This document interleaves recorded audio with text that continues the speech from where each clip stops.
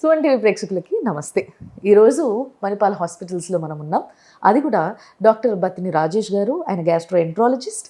ఈయన పెట్టింది పేరుగా పోయం అనే ఒక ప్రొసీజర్కి ఆయన చూస్తారనమాట. అంటే ఈ ప్రొసీజర్లో ఈయనే తోప్ ఆంధ్రప్రదేశ్లో. ఈయనకు మించి అంత నంబర్ని సక్సెస్ఫుల్గా, అంటే ఎక్కువ పేషెంట్స్కి సక్సెస్ఫుల్గా ప్రొసీజర్ చేసిన వాళ్ళు ఆంధ్రప్రదేశ్లో లేరు అని సింపుల్గా చెప్పొచ్చు. ఎస్, ఆయన ముందే నేనున్నాను కాబట్టి ఆయనతోనే మాట్లాడదాం. అసలు ఏంటి పోయం నాకు తెలుసుకోవాలని ఉంది. సార్ నమస్తే. నమస్కారం. సార్, యాక్చువల్గా పోయం అనగానే నేను పోయం ఏంటి అని చాలా సేపు ఆలోచించా. అది ఇంకా మీరే చెప్తే బాగుంటుంది sir. So what is poem actually? Poem అనేది కైండ్ ఆఫ్ ఎండోస్కోపిక్ ప్రొసీజర్ అండి. ఓకే. అదేంటంటే అది అక్లేసియా కార్డియా అనే ఒక అన్నవాహిక సమస్య ఉంటుంది అన్నమాట, ఫుడ్ పైప్ ఇష్యూ. ఈ ఫుడ్ పైప్ ఇష్యూలు ఏంటంటే ఆహారం తీసుకున్నప్పుడు అది ఫ్రీగా స్టమక్లోకి వెళ్దన్నమాట, పొట్టలోకి వెళ్దు. ఎందుకంటే ఈ కండరాలు, ఫుడ్ పైప్ యొక్క కండరాలు సరిగా పనిచేయకపోవటం వల్ల అది ఫుడ్ని ఆపేసిద్ది అనమాట. అన్నవాహికలోనే ఫుడ్ పైప్లోనే ఆపేసిద్ది. దానివల్ల patients will have difficulty while swallowing. తర్వాత ఆ అన్నవాహికలోనే ఫుడ్ ఉండిపోవటం వల్ల, వాటర్ ఉండిపోవటం వల్ల పైకి తంటూ ఉంటుంది, ముక్కులో ఉండి నోట్లో ఉండి నీరు వస్తూ ఉంటుంది, చెస్ట్ పెయిన్, వెయిట్ లాస్. అంటే నేనైతే ఇది చిన్నపిల్లల్లో చూసాను సార్, ఆల్రెడీ పెద్దవాళ్ళలో కూడా జరుగుతుంది సార్ ఇట్లా? ఇది ఎక్కువగా పెద్దవాళ్ళలో వస్తుందండి. అంటే ఆహారం అడ్డుపట్టడం అనేది చాలా కారణాలు ఉంటాయండి. అందులో ఒక కారణం ఇదన్నమాట, అక్లేసియా కార్డియా అనేది. సో ఇది around 4 to 6 people per 1 lakh population is our incidents అనమాట. దానివల్ల అందులో ఏంటంటే ఈ రకాల ట్రీట్మెంట్స్ ఉన్నాయి. బెలూన్ డైలటేషన్ అంటాము, తర్వాత లాప్రోస్కోపిక్ ప్రొసీజర్ ఉంది, అండ్ ఎండోస్కోపిక్ ప్రొసీజర్, పరోరల్ ఎండోస్కోపిక్ మయాటమీ అంటాము. ఇది నేను 2019లో చేశాను. నాకు ఇనీషియల్గా చైనాకి వెళ్ళాను. చైనాలో నాకు డాక్టర్ హ్యూ బింగ్ అని ఒక ప్రొఫెసర్ నాకు ట్రైనింగ్ ఇచ్చారు. దాని తర్వాత నేను I started doing on my self. That's nice. Any years of experience sir doing this? Somewhere around 4.5 years అనుకుంటున్నానండి. అవునా? So you well trained in China దీనికి. అవునండి. That's a good one. And ముఖ్యంగా సార్ దీనికి కారణం ఏంటంటే పైప్లోనే ఫుడ్ కానీ water కానీ ఉండిపోవడము, రిటర్న్ రావడము, ఛాతీలో నొప్పి రావడము, వీటన్నిటికీ కూడా ఒక్కొక్క ఏజ్లో ఒక్కొక్క కారణం ఉంటుంది. I understand. సో చిన్నపిల్లల్లో కానీ పెద్దవాళ్ళల్లో కానీ what are the common reasons found? అంటే మోస్ట్ కామన్ ఏంటంటే క్యాన్సర్స్. అది ఎల్డర్లీస్లో, కానీ ఈ మధ్య యంగ్ పీపుల్లో కూడా చూస్తున్నాం అనమాట. స్మోకింగ్ వల్ల కానీ, ఆల్కహాల్ వల్ల, ఒబెసిటీ వల్ల, వీటి వల్ల వస్తుంటుంది. ప్లస్ ఈ క్యాన్సర్స్ కాకుండా ఏంటంటే వేరే నాన్ క్యాన్సర్ కండిషన్స్ కూడా చాలా ఉంటాయి అన్నమాట. అంటే పొర అడ్డుపట్టడం కానీ, తర్వాత చిన్న నాన్ క్యాన్సర్ గడ్డలు ఉండటం వల్ల కానీ, తర్వాత ఎక్కువ జిఆర్డి రిఫ్లెక్స్ వ్యాధి ఉండటం వల్ల, అన్నవాహిక మూసుకొని పోవటం వల్ల కానీ, ఇవన్నీ ఉంటాయి మనకు. అండ్ చిన్నపిల్లలు డిఫరెంట్ కారణాలు ఉంటాయి. ఈ అక్లేసియా కార్డియా అనేది ఇట్స్ ఎ రేర్ ప్రాబ్లం. ఇది ఎందుకు వచ్చిందంటే అన్నవాహిక చుట్టూతో నరాలు ఉంటాయి, ఆ నరాలు డ్యామేజ్ అవుతాయి. Probably because of some viral infection, some genetic predisposition వల్ల నరాలు డ్యామేజ్ అయ్యి అన్నవాహిక కండరాలు పనిచేయవన్నమాట.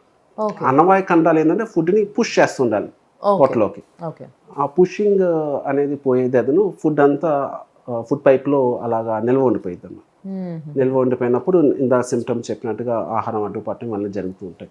ఈ ప్రాబ్లమ్స్లో ముఖ్యంగా మీరు అన్నట్టుగా అన్ని ఏజ్ గ్రూప్స్ ఉన్నారు ఈ రోజులలో. వీటికి పర్మనెంట్ ట్రీట్మెంట్ అంటే ఏంటి అసలు? అంటే పర్మనెంట్గా ట్రీట్మెంట్ ఉంటుందా, లేకపోతే ఆ ప్రాబ్లం ఎప్పటికీ వాళ్ళలో కనిపిస్తూనే ఉంటుంది ఒక్కసారి వస్తే?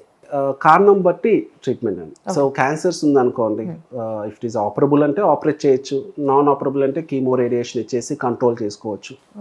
తర్వాత కొన్ని అయితే పర్మనెంట్ ట్రీట్మెంట్ ఉంటుందన్నమాట. అంటే చిన్న వెబ్స్ అంటాము, వీటికి పర్మనెంట్ ట్రీట్మెంట్ ఉంటుంది. తర్వాత ఈ అక్లేసియాకి మాత్రం ఆల్మోస్ట్ పర్మనెంట్ ట్రీట్మెంట్ కింద చెప్పుకోవచ్చు. ఎక్సెప్ట్ బెలూన్ డైలటేషన్లో కాకుండా పోయం ప్రొసీజర్ కానీ దీని ద్వారా చేసుకోవచ్చు అన్నమాట. సో మరి ఇలాంటి ప్రాబ్లమ్స్ నుంచి తప్పించుకోవడానికి ప్రివెన్షన్గా భాగంగా, అంటే లైక్ క్యాన్సర్ పేషెంట్స్లో మనం చెప్పలేము, ఓకే, కానీ అది కాకుండా వేరే వాళ్ళు కూడా ఉన్నారు అని అన్నారు. సో వీళ్ళల్లో ఏంటి అసలు, దేనివల్ల ఈ ఇష్యూస్ ఎక్కువగా ఫేస్ చేస్తున్నారు వాళ్ళు ఈ రోజులలో? Smoking, alcohol. సో బేసిక్గా స్మోకింగ్ అండ్ ఆల్కహాల్ ఈ చుట్టూ ఉన్న కండరాలని వీక్ చేసేస్తుంది అంటారా? అంటే అక్లేసియా కాదండి నేను చెప్తాను, బట్ మిగతా కారణాలు ఉంటాయన్నమాట. వీటి వల్ల, క్యాన్సర్స్ వల్ల కానీ, పెప్టిక్ స్ట్రిక్చర్స్ అంటాం అన్నమాట, వాటి వల్ల కానీ, ఇవన్నిటి వల్ల ఏంటంటే కొంత ఇఫ్ పేషెంట్స్ స్మోకింగ్ ఆల్కహాల్ అంటే ఆపేయటం చాలా బెటర్. అండ్ కొన్ని కండిషన్స్ వాళ్ళ కంట్రోల్లో ఉండదు అనమాట. లైక్ ఎక్లేసియా కార్డియా కానీ వెబ్స్ కానీ ఇవన్నీ వాళ్ళ అంటే ఇంకంతే అలా పేషెంట్ వాళ్ళ చేతిలో ఉండదు. Compulsory doctor have to deal it. So మరి మణిపాల్ హాస్పిటల్స్ లో ఇలాంటి పేషెంట్స్ కి ఎలాంటి ఫెసిలిటీస్ ఉన్నాయి సార్? అయితే ఎక్లేసియా కార్డియాకి అయితే మేము హైయెస్ట్ నెంబర్ ఇన్ ఆంధ్రప్రదేశ్ చేసాము. We have done around 160 POEM procedures with a good success rate. And my youngest patient was 9 years and oldest is recently we have done 86 years. And ఇద్దరు కూడా successful గా హ్యాపీగా వెళ్ళారు అన్నమాట. Okay. And ఇది ఏంటంటే ఇది కంటిన్యూస్గా ట్రైనింగ్ కంటిన్యూస్గా నేను వేరే డాక్టర్స్ కూడా ట్రైనింగ్ ఇస్తూ ఉంటాను. అండ్ నేను డిమాన్స్ట్రేట్ చేశాను నారాయణ హాస్పిటల్స్ బెంగళూరులో, అపోలో హాస్పిటల్స్ జూబ్లీ హిల్స్, తర్వాత Sparsh hospital Bengaluru, MS Ramaiah hospitals వీళ్ళన్నిట్లో ట్రైనింగ్ సెషన్స్ కూడా పెట్టాను. So some of my colleagues నా దగ్గర ట్రైనింగ్ తీసుకున్న వాళ్ళు ఇండిపెండెంట్ గా చేస్తున్నారు ప్రొసీజర్స్ అనేది.